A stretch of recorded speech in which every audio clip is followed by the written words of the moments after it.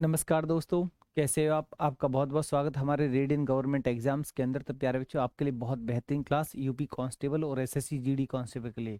तो प्यारे बच्चों, जैसा कि आप स्क्रीन पर बोर्ड पर देख पा रहे हो, आज आपके लिए क्लास होगी हाई कोर्ट, मतलब उच्च न्यायालय। ठीक है, तो हाई कोर्ट में कैसी कैसी व्यवस्था है, कौन से राज्य क्या कई राज्यों का क्या एक हाई कोर्ट हो सकता है, तो ये सारे प्रावधान और हाई कोर्ट का गठन और न्यायाधीशों की नियुक्ति, उनकी जो शपथ होती है वो किसके समक्ष होती है, कौन से आर्टिकल में सब लिखा हुआ है। तो प्यार बहुत बेहतरीन पॉइंट है आपके लिए। और यहाँ से जब क्वेश्चन आता है तो बहुत प्यारे बच्चों का ये क्वेश्चन यहाँ से गलत हो जाता है। ठीक है, चलिए तो प्यारे बच्चों स्टार्ट करते हैं आपके लिए।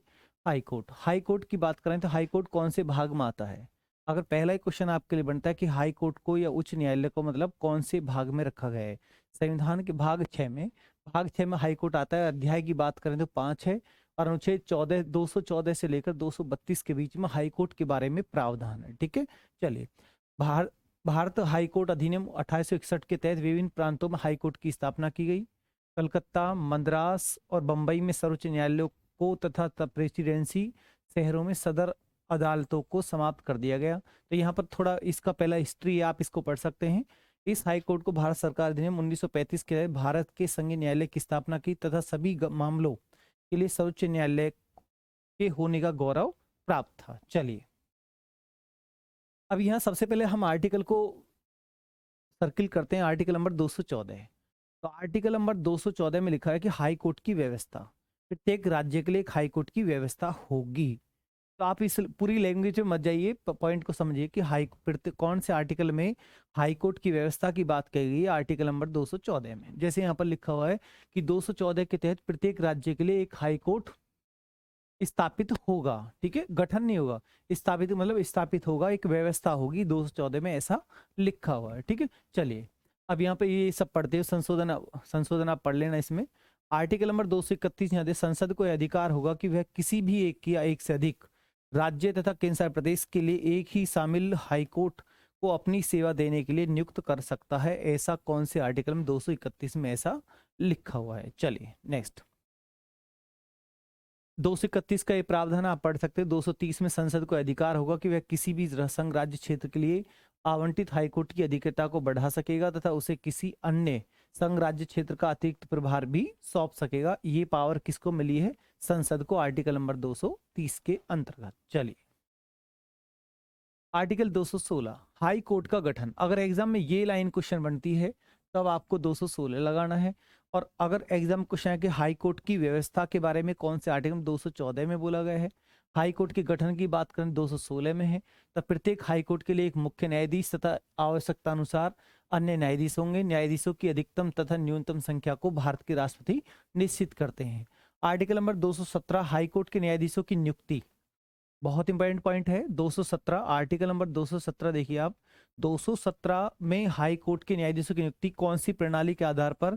कॉलेजियम प्रणाली के आधार पर 1998 के राष्ट्रपतीय संदर्भ सिद्धांत के द्वारा होती है। ठीक है, अगर क्वेश्चन है कि हाई कोर्ट के न्यायाधीशों की नियुक्ति का जो प्रावधान है वो कौन से आर्टिकल में है? आर्टिकल नंबर 217 में है। सुप्रीम कोर्ट का chief justice plus supreme court के 2 अन्य वरिष्ठतम न्यायाधीश प्लस हाई कोर्ट का मुख्य प्लस हाई कोर्ट के 3 वरिष्ठतम न्यायाधीश की समिति मिलकर एक सुझाव गवर्नर को भेजते हैं। इसको क्या कहते हैं? कॉलेजियम प्रणाली है। ठीक है, चलिए इसके बाद देखते हैं यहाँ पर आर्टिकल 217 का सेक्शन नंबर 2 हाई कोर्ट के न्यायाधीशों की नियुक्ति हेतु योग्यताएं। अब योग्यता में क्या है? भारत का नागरिक हो और एक्सपीरियंस कितना हो? कम से कम 10 वर्षों तक किसी हाई कोर्ट में बतौर वकील अपनी सेवाएं दे चुका हो। वो वो हाई कोर्ट में न्यायाधीश बन सकता है। कम से कम 10 वर्ष का न्यायिक पद पर रहकर कार्य में अनुभव हो। ये राष्ट्रपति की नजरों में कानून का वो क्या हो? विशेष ज्ञाता हो। तो एक कंडीशन है बनने की योग्यता है, 1 2 3 4। ठीक है, चलिए नोट कर लें, ये आपसे पूछे जाते हैं एग्जाम के अंदर। अनुच्छेद 219 न्यायाधीशों द्वारा शपथ ग्रहण। न्यायाधीशों द्वारा शपथ ग्रहण, न्यायाधीशों द्वारा शपथ ग्रहण, न्यायाधीशों द्वारा शपथ ग्रहण। हाई कोर्ट का प्रत्येक न्यायाधीश को अपने पद ग्रहण करने के पहले राज्यपाल के समक्ष अपने पद की क्या होती? गोपनीयता, गरिमा और कर्तव्यनिष्ठा एवं ईमानदारी की शपथ लेनी पड़ती है। अनुच्छेद 221 हाई कोर्ट के न्यायाधीशों को मिलने वाला वेतन और भत्ते के बारे में लिखा हुआ है। यहाँ पर वेतन भत्ते यहाँ पर लिखे हुए हैं। चीफ जस्टिस को कितना मिलता है, और न्यायाधीश को कितना मिलता है। ठीक है, चलिए। फिर वेतन भत्ते अनुच्छेद न्यायाधीशों के ट्रांसफर 222 में लिखा है, न्यायाधीशों का ट्रांसफर 222 में लिखा है। इस आर्टिकल के राष्ट्रपति मुख्य न्यायाधीश से परामर्श के बाद एक हाई कोर्ट के न्यायाधीश को दूसरे हाई कोर्ट में ट्रांसफर कर सकता है। मूल स्थान से स्थानांतरित होने पर उसका पद रिक्त हो जाता है। ठीक है, कोई न्यायाधीश मूल हाई कोर्ट से दूसरे हाई कोर्ट में ट्रांसफर किया जा हो तो वह जितने समय के लिए दूसरी जगह सेवारत रहेगा उसी क्षतिपूर्वक भत्ता दिया जाएगा। ठीक है, आप इसको नोट कर लें। मतलब सीधा सीधा पॉइंट है, न्यायाधीशों के ट्रांसफर का जो प्रावधान है वो कौन से आर्टिकल में है, आर्टिकल नंबर 222 में है। ठीक है, चलिए। न्यायाधीश के रूप में अधिकतम 62 वर्ष की उम्र तक कार्यरत रह सकते हैं। 15वां संविधान 19 तरीके द्वारा, जबकि कानून न्यूनतम उम्र का कोई बाउंडेशन नहीं दिया गया है। अनुच्छेद 223 क्या कहता है? के अनुसार राष्ट्रपति कार्यवाहक मुख्य न्यायाधीश के रूप में हाईकोर्ट के न्यायालय के किसी न्यायाधीश की नियुक्ति कर सकता है। मुख्य न्यायाधीश का पद रिक्त हो, अस्थायी रूप से मुख्य न्यायाधीश अनुपस्थित हो। ठीक है, ये कंडीशन है इसमें। चलिए नेक्स्ट। तदर्थ न्यायाधीश क्या होता है? देखो इस पूरे तदर्थ न्यायाधीश क्या होता है, अगर एक कार्यवाहक न्यायाधीश बनाया जाता है, जब काम का मतलब वर्क ज्यादा होता है तो एक कार्यवाहक न्यायाधीश बनाया जाता है, जिसको हम तदर्थ न्यायाधीश कहते हैं। ठीक है, अनुच्छेद 224 में तदर्थ न्यायाधीश को नियुक्त करने का प्रावधान है। देखिए, जब हाई कोर्ट में कार्यवृद्धि होने पर या बहुत ज्यादा कार्य बकाया होने की स्थिति हो तो राष्ट्रपति को प्रतीत होता है कि कुछ समय के लिए न्यायाधीशों की कमी की पूर्ति हेतु एक अस्थायी अवधि के लिए किसी निम्नतर न्यायालय के न्यायाधीश को, जो उच्च न्यायालय का न्यायाधीश बनने की योग्यता रखता हो, तदर्थ न्यायाधीश के रूप में उस हाईकोर्ट में नियुक्त कर सकता है, जो 2 साल से अधिक अवधि तक कार्यरत नहीं रहेगा। ठीक है, चलिए। अब क्वेश्चन ये आए कि तदर्थ जो न्यायाधीश बनते हैं वो कितने साल तक? 2 साल तक कार्यरत रहते हैं। 2 साल तक कार्यरत, 2 साल से अधिक अवधि कार्यरत नहीं रहेगा। और इनकी नियुक्ति कौन करता है? राष्ट्रपति करता है। कौन से आर्टिकल में? 224। तदर्थ न्यायाधीश वो होते हैं जब किसी हाई कोर्ट के अंदर काम ज्यादा होता है और एक्स्ट्रा न्यायाधीश की जरूरत पड़ती है, तो एक निम्नतर कोर्ट से उनके पास वो न्यायाधीश हाई कोर्ट न्यायाधीश बनने की उनके पास योग्यता हो तो उनको एक कार्यवाहक न्यायाधीश बना दिया जाता है, जिसको हम तदर्थ न्यायाधीश कहते हैं। नियुक्ति प्रक्रिया राष्ट्रपति की पूर्वनुमति के बाद ही आरंभ की जा सकती है। ठीक है, चलिए। जिसे न्यायाधीश नियुक्त किया जाता है वह हाई कोर्ट के न्यायाधीश बनने की योग्यता रखता हो। ये तदर्थ न्यायाधीश का, इसको पढ़ लोगे आप। सेवानिवृत्त न्यायाधीश पदों की रिक्तता होने पर 224 के फर्स्ट में लिखा हुआ है, किसी भी हाई कोर्ट का मुख्य न्यायाधीश किसी भी समय हाई कोर्ट के सेवानिवृत्त न्यायाधीश या निम्नतर न्यायालय के सेवानिवृत्त न्यायाधीश को हाई कोर्ट के न्यायाधीश के रूप में नियुक्त के योग्य है। ठीक है, ये तदर्थ न्यायाधीश के बारे में लिखा हुआ है, ये आप पढ़ सकते हैं यहाँ पर, ये इन कंडीशन है। चलिए, पद की रिक्ति होने की स्थिति में क्या होता है? कार्यकाल पूर्ण हो गया हो, अर्थात 62 वर्ष की आयु पूर्ण कर चुका हो, मृत्यु कारित होने के कारण, महाभियोग जैसी प्रक्रिया पूर्ण होने पर, अगर कोई भी न्यायाधीश अपना रिजाइन त्याग राष्ट्रपति को सौंप देता है। ठीक है, तब महाभियोग जैसी प्रक्रिया, जैसे आप देखते हो आर्टिकल 124 में सुप्रीम कोर्ट में मुख्य न्यायाधीश के लिए है। ये भी आप 226 रिट वाला है, इसको आप देख सकते हो। आर्टिकल 226 क्या कहता है? कोई भी व्यक्ति अपने मूल अधिकारों के हनन के संबंध में हाई कोर्ट जा सकता है। तो हाई कोर्ट जो रिट जारी करता है वो 226 के अंदर और सुप्रीम कोर्ट में अनुच्छेद 32 के तहत। ठीक है, चलिए। यहाँ रिट के बारे में आप ये सब देख सकते हो। हाई कोर्ट की शक्तियां कार्य क्या होते हैं? हाई कोर्ट के पास कुछ मामलों में सीधी सुनवाई फैसले का अधिकार है, इसे प्रारंभिक क्षेत्र अधिकार कहते हैं। जब किसी न्यायालय के फैसले के विरुद्ध सुनवाई हाई कोर्ट में होती है तो उसे अपीलीय क्षेत्र अधिकार कहते हैं। उच्च न्यायालय अपील करने का न्यायालय है। ठीक है, चलिए। अब आपके लिए जैसे आपने कंसेप्ट पढ़ा, मैंने आपको आर्टिकल नंबर 214, 216, 17, 19, 222, 226 मोस्ट इंपॉर्टेंट आपके लिए। 226 बहुत ज़्यादा इंपॉर्टेंट है। 231 भी मैंने आपको बताया था, 230 भी मैंने आपको बताया है। अब जैसे आपका ऑब्जेक्टिव क्वेश्चन है, हाई कोर्ट की व्यवस्था किस आर्टिकल के अंतर्गत की गई है? बताओ, हाई कोर्ट की व्यवस्था कौन से आर्टिकल के अंतर्गत की गई है? तो प्यारे बच्चों, आपका आंसर क्या आएगा? हाई कोर्ट की व्यवस्था आर्टिकल नंबर 214 के अंतर्गत की गई है। इसका सही आंसर 214 आपको लगा देना है। भारत के प्रत्येक राज्य में होता है क्या?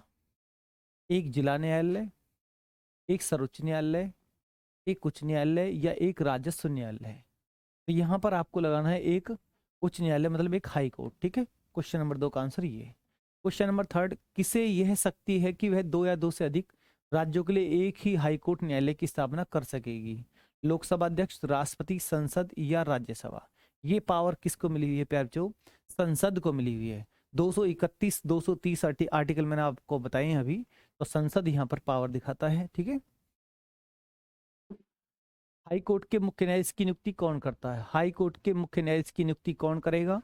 तो आपका क्वेश्चन का आंसर क्या आएगा? क्वेश्चन नंबर 4 है आपके लिए, बहुत इंपॉर्टेंट, राष्ट्रपति। इसके द्वारा होती है राष्ट्रपति, ठीक है। चलिए, हाई कोर्ट में अतिरिक्त न्यायाधीशों की नियुक्ति कौन करता है? यहाँ पर भी अतिरिक्त न्यायाधीश जो बनते हैं वो राष्ट्रपति करता है, बिल्कुल सही आंसर। क्वेश्चन नंबर 6, अतिरिक्त न्यायाधीश कितने वर्ष के लिए नियुक्त किए जाते हैं? 6 वर्ष, 4 वर्ष, 2 वर्ष या 5 वर्ष? तदर्थ न्यायाधीश जो होते हैं 2 वर्ष, ठीक है। चलिए, आर्टिकल 224 मैंने आपको भी बताया था। उच्च न्यायालय के न्यायाधीश की अधिकतम आयु सीमा कितनी होती है? अधिकतम आयु सीमा कितनी होती है? तो यहाँ पर आपको 62 लगाना है, बिल्कुल राइट। हाई कोर्ट के न्यायाधीश अपना रिजाइन किसे देते हैं? अगर हाई कोर्ट के न्यायाधीश को अपना रिजाइन करना है तो वो अपना रिजाइन किसको देंगे? राष्ट्रपति को देंगे प्यारे बच्चों। किसको? राष्ट्रपति। चलिए, हाई कोर्ट के न्यायाधीशों को शपथ कौन दिलाता है? हाई कोर्ट के न्यायाधीशों को शपथ कौन दिलाता है? क्वेश्चन नंबर 9 बहुत बेहतरीन क्वेश्चन है। जब ये क्वेश्चन आता है बहुत प्यारे बच्चे इस क्वेश्चन को गलत कर देते हैं। इसमें आपको बी ऑप्शन राज्यपाल लगाना है।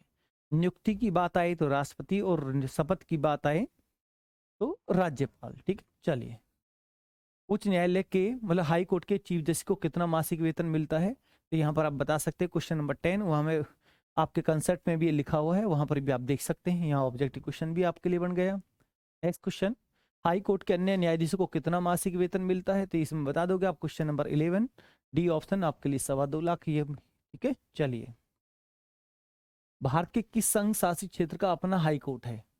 नई दिल्ली का, मुंबई का, कोलकाता का या हैदराबाद का? संघ शासित क्षेत्र की बात करें तो कौन सा है? नई दिल्ली है, इसका अपना हाई कोर्ट है। क्वेश्चन नंबर 12, बेहतरीन क्वेश्चन है, बिल्कुल लगा दोगे आप। भारत में वर्तमान में उच्च न्यायालयों की संख्या कितनी है? 24, 30, 28 या 25? तो आपका क्वेश्चन का आंसर क्या आएगा? यहाँ पर आपको 25 लगा दे। कितना? 25। चलिए,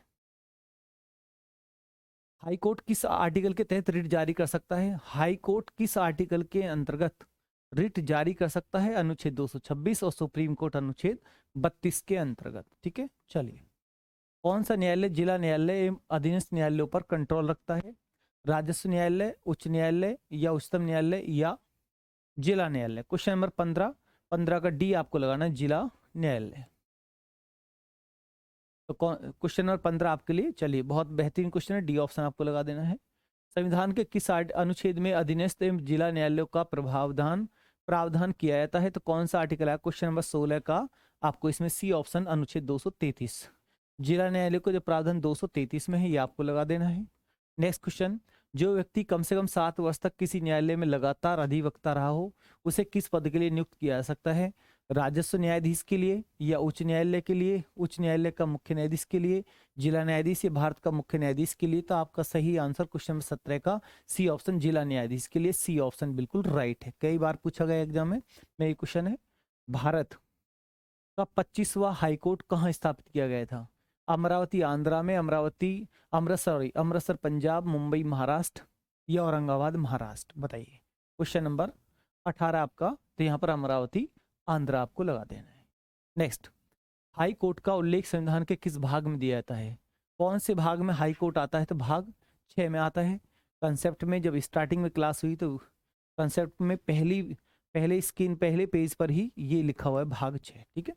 इसके बाद ये आज की क्लास का लास्ट क्वेश्चन है, इस क्वेश्चन का आप आंसर बताइए।